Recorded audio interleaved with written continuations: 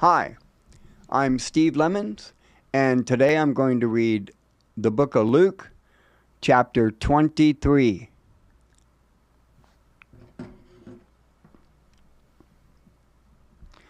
Then the entire council took Jesus to Pilate, the Roman governor. They began to state their case.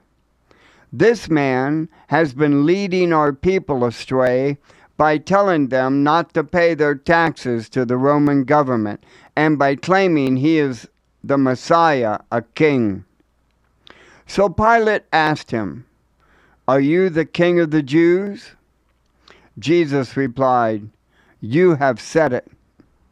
Pilate turned to the leading priest and to the crowd and said, "I find nothing wrong with this man." Then they became insistent. "But he is causing riots by his teaching wherever he goes, all over Judea, from Galilee to Jerusalem." "Oh, he is a Galilean?" Pilate asked. When they said that he was, Pilate sent him to Herod Antipas, because Galilee was under Herod's jurisdiction, and Herod happened to be in Jerusalem at the time. Herod was delighted at the opportunity to see Jesus because he had heard about him and had been hoping for a long time to see him perform a miracle. He asked Jesus question after question, but Jesus refused to answer. Meanwhile, the leading priests and the teachers of religious law stood there shouting their accusations. Then Herod and his soldiers began mocking and ridiculing Jesus. Finally, they put a royal robe on him and sent him back to Pilate. Herod and Pilate, who had been enemies before, became friends that day.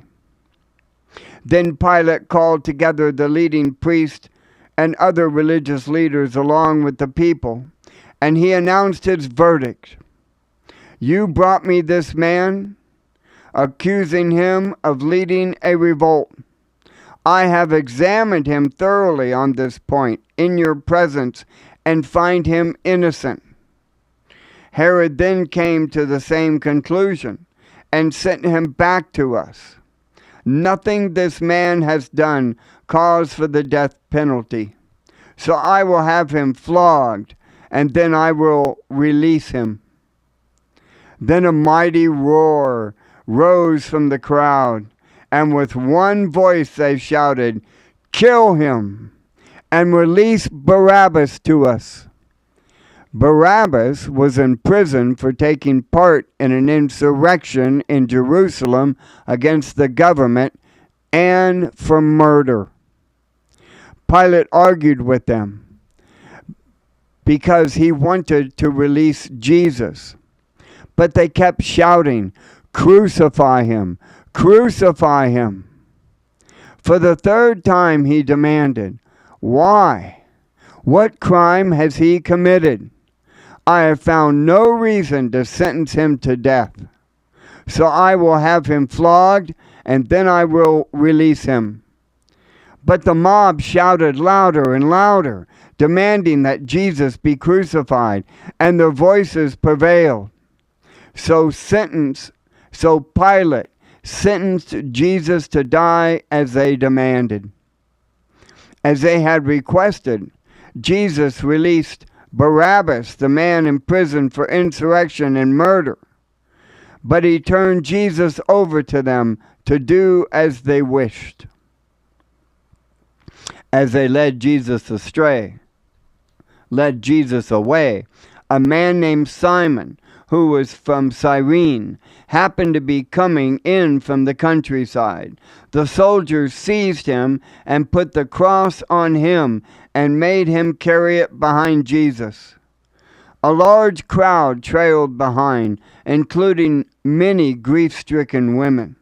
But Jesus turned and said to them, "Daughters of Jerusalem, don't weep for me, but weep for yourselves and for your children.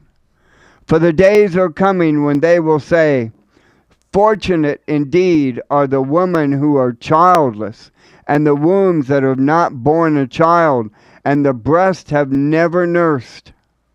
People will beg the mountains, fall on us, and plead with the hills, bury us. For if these things are done when the tree is green, what will happen when it is dry? Two others, both criminals, were led out to be executed with him. When they came to a place called the Skull, they nailed him to the cross, and the criminals were also crucified, one on his right and one on his left. Jesus said, "Father, forgive them, for they don't know what they are doing." And the soldiers gambled for his clothes by throwing dice. The crowd watched, and the leaders scoffed. "He saved others," they said. "Let him save himself if he really is God's Messiah, the chosen one." The soldiers mocked him, too, by offering him a drink of sour wine. They called out to him, "If you are King of the Jews, save yourself." A sign was fashioned above him with these words, "This is the King of the Jews." One of the criminals hanging beside him scoffed, "So you're the Messiah, aren't you? Prove it by saving yourself, and us too while you're at it." But the other criminal protested, "Don't you fear God even when you have been sentenced to die? We deserve to die for our crimes, but this man hasn't done anything wrong." Then he said, "Jesus, remember me when you come into your kingdom." And Jesus replied, "I assure you, today you will be with me in paradise." By this time it was about noon, and darkness fell across the whole land until 3 o'clock. The light from the sun was gone, and suddenly the curtain in the sanctuary of the temple was torn down the middle. Then Jesus shouted, "Father, I entrust my spirit into your hands." And with those words he breathed his last. When the Roman officer overseeing the execution saw what had happened, he worshiped God and said, "Surely this man was innocent." And when all the crowd that came to see the crucifixion saw what had happened, they went home in deep sorrow. But Jesus' friends, including the women who had followed him from Galilee, stood at a distance watching. Now there was a good and righteous man named Joseph. He was a member of the Jewish High Council, but he had not agreed with the decision and actions of the other religious leaders. He was from the town of Arimathea in Judea, and he was waiting for the kingdom of God to come. So he went to Pilate and asked for Jesus' body. Then he took the body down from the cross and wrapped it in a long sheet of linen cloth and laid it in a new tomb that had been carved out of rock. This was done late on Friday afternoon, the day of preparation, as the Sabbath was about to begin. As his body was taken away, the women from Galilee followed and saw the tomb where his body was placed. Then they went home and prepared spices and ointments to anoint his body.